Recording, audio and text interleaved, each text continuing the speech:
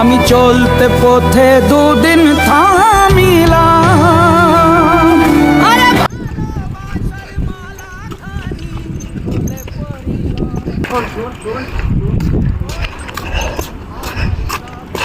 আশীর্বাদ করলাম, তুই ভালো থাকবি।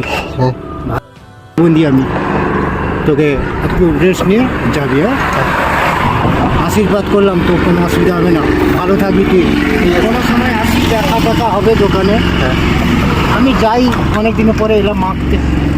ঠিক আছে, সাবধানে যাবেন। হ্যাঁ হ্যাঁ, আশীর্বাদ করলাম। হ্যাঁ, যদি মানে রাস্তায় যদি কেউ প্রতিদিন দেখো, তার একটু হলে হেল্প করবে সবাই। দেখো, অ্যান্ড কারোর যদি হেল্প করতে পারো আরও অনেক সুবিধা হবে। দেখা হবে নেক্সট ব্লগে।